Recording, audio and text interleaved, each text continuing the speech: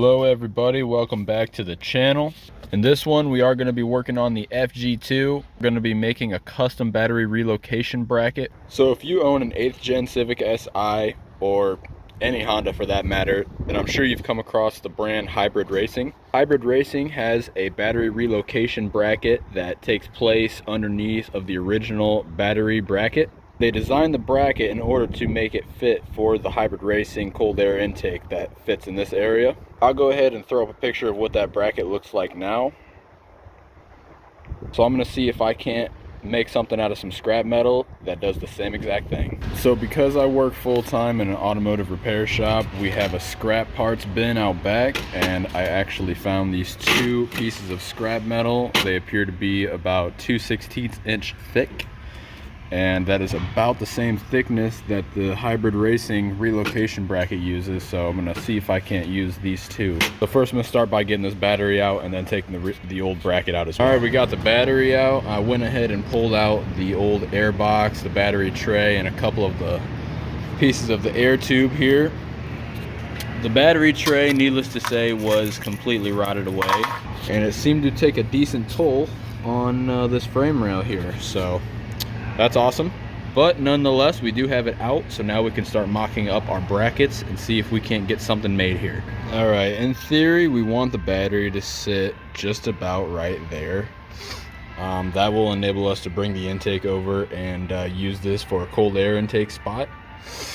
So if we can get the battery to sit right here, that would be perfect.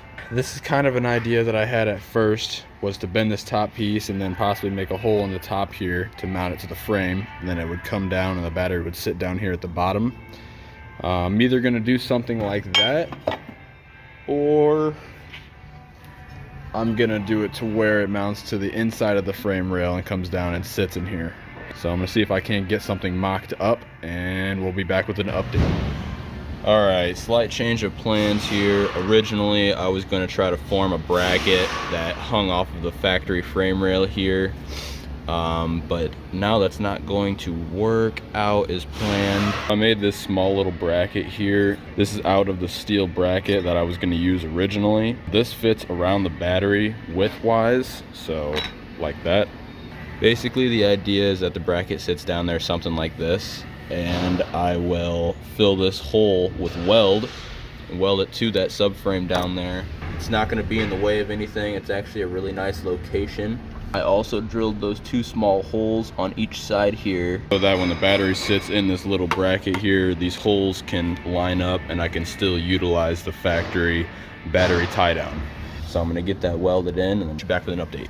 I just marked down here with Sharpie the area that I need to grind clean so I can get a clean surface to weld on. It is a little bit of a tight fit down here just because of the clutch line, but I have a steel braided line from a previous build that is going to be going on the car, but that will connect down here to the slave cylinder and it'll get rid of both of these brackets, this hard line, all that junk. Just grinded a nice little spot down there. So it should sit something like this. I'm gonna get that welded really quick, see what happens. All right, got the old Lincoln out, and I filled in that hole down there. I don't know if you can see, kind of like a puddle weld. That bracket ain't going nowhere now. So that is going to be our new battery tray. So I got the battery in there and connected. If I'm being honest, in terms of room, there isn't a ton of room. Once I get that steel braided clutch line in there, it'll remove these brackets and it'll free up a lot of space. I also have a bottom radiator hose that'll free up some space as well. I did spray a little bit of paint right here just because it was bare metal and it was making me a little paranoid being this close to the positive side battery terminal. But she's solid, she's not going anywhere. I did make a different ground wire just to extend it out because I did flip the battery around. The whole idea of relocating the battery is that I can run my intake over as a cold air intake now. Now we're gonna try to get the intake on. I did delete this piece right here because I'm gonna need it. Typically this isn't something that I would do, but it's only going to be temporary for about a week. It's going to need to go anyways. As soon as my new intake comes in, that's going to all get changed anyways. As far as the battery relocation goes, that is done and out of the way. I don't know if I'll keep it like this forever, but I know that it is 100% safe in this location. So if you like DIYs, go ahead and drop a like. And if you like saving money, go ahead and drop a like, because we didn't spend the $100 on the hybrid racing relocation kit.